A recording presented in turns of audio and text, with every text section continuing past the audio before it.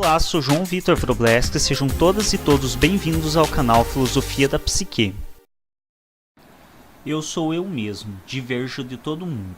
Eu quase que não sei de nada, mas desconfio de muita coisa. João Guimarães Rosa, Grande Sertão Veredas.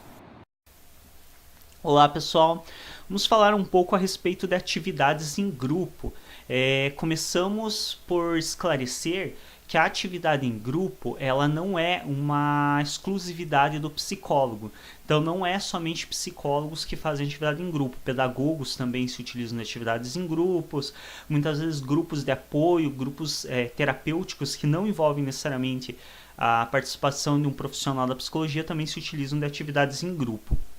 Alguns chamam essas atividades de dinâmica de grupo. Na verdade é um nome incorreto, vocês vão encontrar isso inclusive na literatura, mas é errado se referir como dinâmica de grupo, porque dinâmica basicamente é o que ocorre durante o funcionamento do grupo. Então a dinâmica é o que acontece enquanto se faz a atividade em si não é uma dinâmica.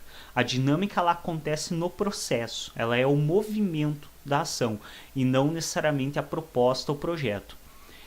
E quanto a isso, existem alguns erros muito grotescos que a gente vê de algumas pessoas que propõem atividades em grupo. Tanto pedagogos, próprias pessoas da psicologia também cometem alguns erros desses.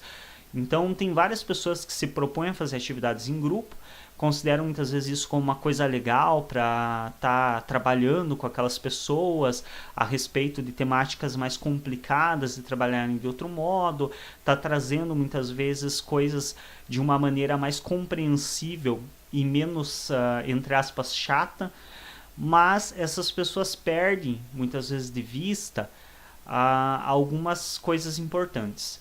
Por exemplo, primeira coisa que muitas vezes se perde de vista: toda pessoa deve estar ciente da atividade em grupo. A atividade em grupo não é como isso, eu já participei de situações semelhantes algumas vezes, infelizmente, de a pessoa chegar, vamos fazer uma atividade em grupo, vão se juntando em duplas. Pera lá, não é assim que as coisas acontecem, de modo algum.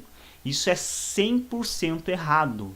Não é admissível uma pessoa fazer isso. Em hipótese alguma, você pode chegar para pessoas e agir desse modo. Vamos fazer uma atividade. Primeiro, as pessoas têm que estar plenamente cientes de que podem recusar a fazer a atividade. Já é o primeiro aspecto. Ninguém é obrigado a participar de uma atividade em grupo. Então, as pessoas elas têm que estar de antemão cientes de que, olha, participa quem quiser, quem se sentir à vontade e quem tiver interesse. Ninguém é obrigado a participar de uma atividade em grupo. Segunda coisa, as pessoas têm que estar cientes do que vai acontecer durante essa atividade em grupo. Porque perguntar para ela se ela quer ou não participar de uma atividade em grupo sem explicar qual é a atividade é a mesma coisa que eu te perguntar se você quer ou não comer. E aí você me diz que quer comer e eu te dou baratas assadas para você comer. Pera lá, não dá, né? Para mim saber se eu quero ou não comer, eu tenho que saber o que você está me oferecendo para comer. E da mesma forma é a questão da atividade em grupo. Eu não posso te dizer com plena consciência se eu quero ou não participar, se eu não sei o que vai acontecer nessa atividade em grupo. Muitos podem alegar que isso atrapalha o resultado final da atividade. Uma atividade em grupo bem planejada e bem idealizada não atrapalha. Você pode sim esclarecer, claro que você não vai esclarecer milimetricamente cada detalhezinho, não, porque aí de fato realmente pode interferir no resultado, mas ao menos o esqueleto por cima, a base da atividade, você consegue apresentar tranquilamente sem que isso estrague ou interfira diretamente no resultado da atividade. E se interfere, tem que ser melhor planejada essa atividade.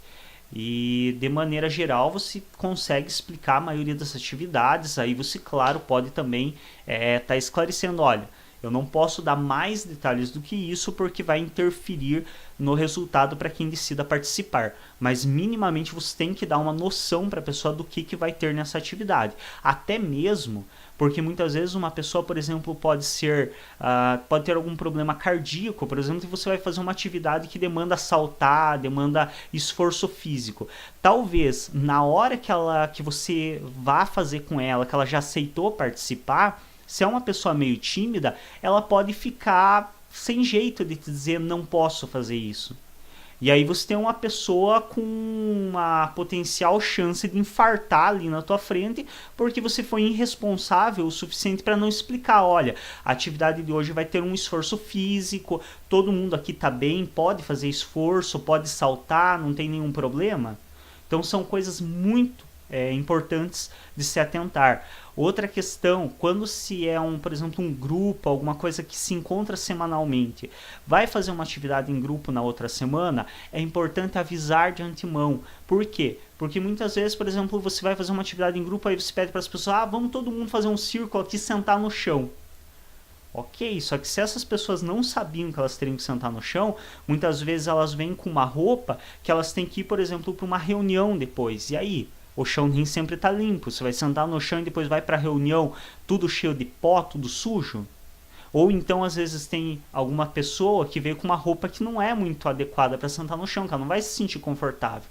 Imagina uma mulher de vestido curto ou de mini saia sentando no chão. Será que ela realmente tem alguma forma de sentar de maneira confortável no chão? Não.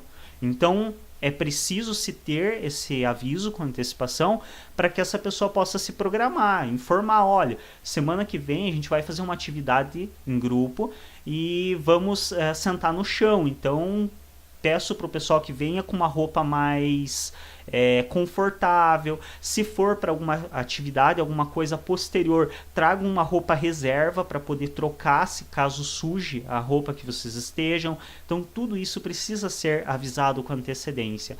Não pode simplesmente se chegar e propor do nada uma atividade sem que as pessoas estejam cientes do que vai acontecer, sem que as pessoas tenham se programado antes para fazer, sem saber se as pessoas que estão ali de fato podem fazer aquela atividade. E olha, por mais que pareça absurdo falar, existem sim situações onde as pessoas propõem atividades assim bem incoerentes. Por exemplo, chegar para pessoas, como eu mencionei, de um grupo que tem muitas vezes problemas cardíacos e propor uma atividade que demanda esforço físico, sem necessariamente consultar o médico daquelas pessoas e saber se elas podem realmente fazer aquele esforço físico. Ou então, alguma atividade, por exemplo, com olhos vendados para uma pessoa que tem labirintite ou que tem algum outro problema do gênero. Coisas assim que não são coerentes, que não podem ser feitas e infelizmente acontece. Então, dentro da psicologia tem-se uma formação um pouco mais direcionada para isso, que acaba te instruindo nessas situações, de como realmente se programar para isso, de como esclarecer as pessoas para que elas estejam cientes do que vai acontecer, que elas têm o direito de desistir da atividade. Tudo isso é assim bem instruído dentro da psicologia.